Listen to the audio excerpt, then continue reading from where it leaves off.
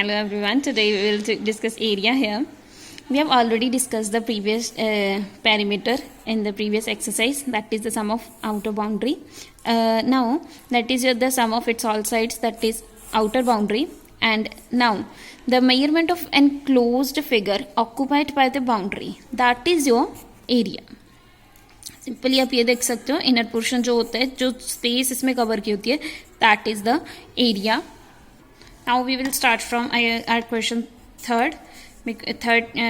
Second question is cut from your exercise. Look at this figure. ये आपकी same figure है.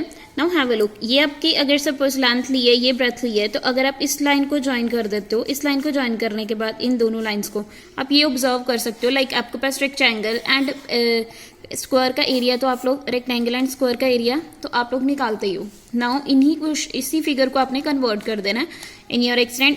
Like in this, जब हम ये लाइन बना देंगे तो देन आपके पास ये क्या हो जाएगा, एक रेक्टेंगल. तो रेक्टेंगल का एरिया तो आपको पता है, that is length multiply breath. तो अभी इसे आप फर्स्ट पोर्शन मान लोगे, that is the first portion. Same है, ये वाला आपसे इक्वल है, तो दैट मीन्स ये आप सेकेंड पोर्शन मान लोगे. ये दोनों पोर्शन इक्वल है, तो that's why area of the first part, area of the first part that is length multiply breadth, because length and breadth दोनों डिफरेंट है. 4 को 1 से जब आपने मल्टीप्लाई कर दिया तो ये आपके पास आ गया 4. एरिया हमेशा आपका स्क्वायर यूनिट्स में होता है. आफ्टर दिस जो सेकेंड पार्ट था आपकी फिगर का, आपने उसका एरिया भी सेम वे से निकाला. यहाँ पे भी मेजरमेंट 4 है एंड 1 है. लेंथ ब्रेथ आपने पुट करी एंड आपके पास आ गया the area of the second portion. Now after this you have to find the area of that third part also. Look at the third part. Third part में ये तो आपको दिया है कि ये इसकी मेजरमेंट है 2. नाउ इसकी मेजरमेंट आपने फाइंड करनी है. इसकी मेजरमेंट किस तरीके से फाइंड करोगे, हैव अ लुक. ये आपको टोटल दिया है, दैट इज 4. टोटल 4 है एंड ये इतनी जो लेंथ है दैट इज 1.5. ये भी लेंथ 1.5 है. 1.5 कितना हो गया आपके पास, 3. 4 में से जब 3 माइनस होगा तो आपके पास ये वाला पोर्शन क्या बच जाएगा, that is also equal to 1. अगर ये 1 है तो ये भी 1 हो जाएगा. अभी ये इसकी जो आपके पास लेंथ आ गई, लेंथ एंड ब्रेथ आ गई 2 एंड 1. अभी ये 2 एंड 1 पुट करोगे, that means area of the part 3 is 2 square unit. अब आपको टोटल एरिया निकालना था इस फिगर का, देन तीनों एरियाज को आप प्लस कर दोगे. A total area that is 4 + 4 + 2 that is 10 square units. Okay, your next question is for your homework. After this, your fourth question, how many square meters of the glass will be required for windows which has 10 planes each measuring this by this?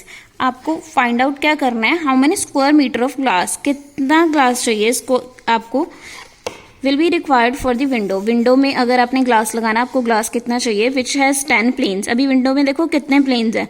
Window में planes का मतलब ये होता है, कई बार आप लोगों के जो घरों में विंडोज होती हैं उसमें जो ग्लास लगे होते हैं वो कुछ इस तरह के होते हैं, स्क्वायर्स होते हैं बीच बीच में.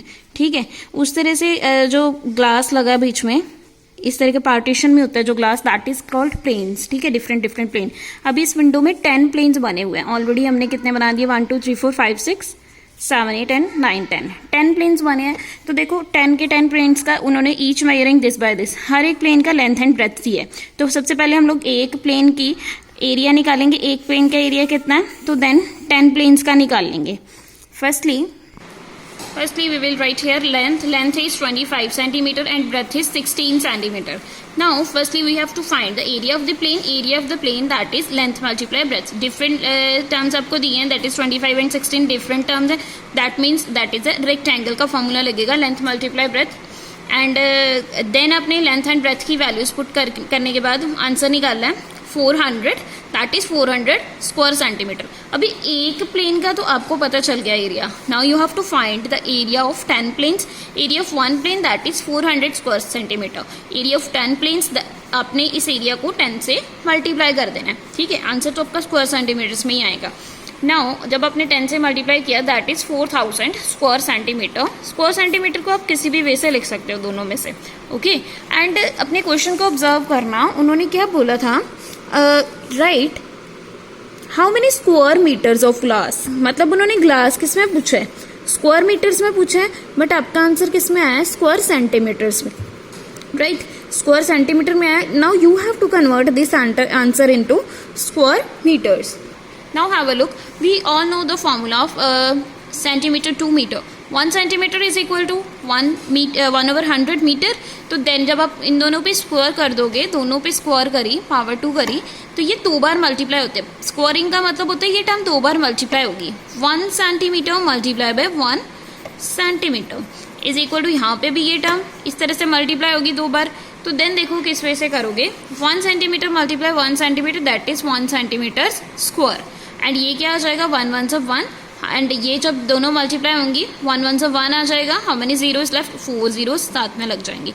मीटर मल्टीप्लाई मीटर, मीटर से स्क्वायर। आपने ये चीज़ करनी है कि जो ये फॉर्मूला उसकी ये स्क्वायर इस तरह से बन जानी है। आप किसी भी फॉर्मूला की, जैसे स्क्वायर मीटर है उसे स्क्वायर सेंटीमीटर में चेंज करने के लिए, स्क्वायर मीटर है उसे हेक्टोमीटर स्क्वायर में चेंज करने के लिए इस तरह से ही यूज़ करते हो। नाउ आफ्टर दिस ये आपके पास फॉर्मूला बन गया। आपके आंसर किस में था, स्क्वायर सेंटीमीटर में। Now you convert the square centimetre into square metres. अभी देखो 1 सेंटीमीटर स्क्वायर में 1/10,000 मीटर स्क्वायर होते हैं, तो इतने सेंटीमीटर स्क्वायर में कितने होंगे, obviously this term over 10,000। And then आप लोग जीरोस को कट करके अपनी टर्म को देखोगे, 4/10 is left. 4/10 is also equal to 0.4 metres square. After this we will move to our next question. Here a playground measures this by this. Find the cost of planting grass on this at the rate of 80 per hectare. इस question में 2 चीजें observe करने वाली हैं। The first one is hectare. Hectare जो है that is your hectometers square. Okay, ये आपने याद रखना है। हेक्टेयर क्या होता है, हेक्टोमीटर स्क्वायर। एंड देखो यहाँ पे उन्होंने क्या बोला है, प्लेग्राउंड की मेजरमेंट आपको दी है एंड आपने क्या करना है, कोस्ट पता करनी है। अगर उसके ऊपर ग्रास प्लांट करनी है तो ग्रास आप कहाँ पे प्लांट करोगे, ऑब्वियसली जो पार्क है पार्क के ऊपर ही करोगे ना। Suppose this is a park, तो ग्रास कहाँ पे लगेगी, पूरी पार्क में लगेगी इस तरह से, राइट। तो पूरी पार्क की ये किस पोर्शन में जो ग्रास लगती है, दैट इज द एरिया। तो इस क्वेश्चन में सबसे पहले आप लोग एरिया निकालोगे। प्लेग्राउंड की मेजरमेंट्स आपको दी हैं, देन सबसे पहले एरिया निकालोगे। And here you will firstly write length of the playground, that is this one. Breadth of the playground, area of the playground क्या होता है, length multiply by breadth. Length and breadth जब आपकी multiply हो जाएगी after this, okay, you're having length and breadth, and firstly you have to find the area, that is your length and multiply by breadth। तो वो आपने area find out किया। अब ये एरिया आपका आ गया किसमें, मीटर्स स्क्वायर में, जो भी आपको गिवन थी term. Now have a look, अभी आपको जो ग्रास लगानी थी that is in the form of this इतने रुपीज पर हेक्टेयर। अभी आपको पास कितना एरिया आपके पास आ गया। अगर 1 हेक्टेयर पे कॉस्ट ये लग रही है तो जितना आपका एरिया उस पे कॉस्ट जो है वो कितने लगेगी। You can write this line, cost of planting grass on per hectare. Per hectare मतलब 1 हेक्टेयर में कितनी कॉस्ट लग रही है, 80 रुपीज, ठीक है।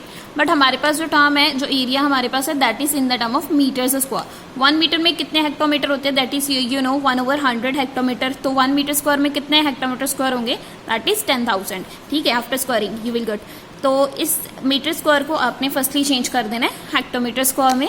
तो देन आपके पास ये हेक्टेयर्स आ जाएंगे। कितने हेक्टेयर्स आपकी लैंड है नाउ, इस क्वेश्चन में जो लैंड है दैट इज 5.1 हेक्टेयर्स। तो वो 5.1 इसमें मल्टीप्लाई हो जाएगी 80 में, that and then after this आप लोगों ने ये डेसिमल को ओपन करना है एंड मल्टीप्लीकेशन करना है just, then you will get your answer. 6th question, a tile measures 10 centimeter multiplied by 10 centimeter. How many such tiles are required to cover a wall of this much? Now have a look, एक जो tile है वो उसकी measurement कितनी है, 10 centimetre bye 10 centimetre. तो obviously ये tile की तो मेजरमेंट है सेम है, दैट मीन्स ये एक स्क्वायर टाइल है। तो एक टाइल की मेजरमेंट दी है, एक आपको वॉल की मेजरमेंट दी है, एंड आपने फाइंड आउट करना है कि उस पर कितनी टाइल्स लगेंगी। इस क्वेश्चन के लिए सबसे पहले आप लोगों ने दोनों की जो एरियाज है वो फाइंड करने हैं। टाइल का एरिया जो है वो सबसे पहले फाइंड आउट किया, एंड जो आपके पास यहाँ पे वॉल है आपने ऑब्जर्व करना है, ये दोनों सेंटीमीटर्स में दिए हैं। तो ऑब्वियसली ये भी तो चेंज करने पड़ेंगे, ये दोनों मीटर्स में थे, तो ये आपने फर्स्टली सेंटीमीटर्स में चेंज किए, देन आपने एरिया निकाला। दोनों एरियाज आपके पास जब आ जाएंगे then you have to find the number of tiles. Number of tiles के लिए एक बेसिक फॉर्मूला लगता है, जितने वॉल का एरिया है उसके ओवर आपने कर देना टाइल का area of a wall over area of a tile. तो जब आप लोगों ने इस क्वेश्चन को करा तो देखो ओवर में जो टर्म आ गई, ऊपर 1 लाख था, ओवर 100 आ गया। Now 1 lakh over 100 zeros cut होने के बाद आपके पास आंसर आ जाएगा 1000 टाइल्स। ओके।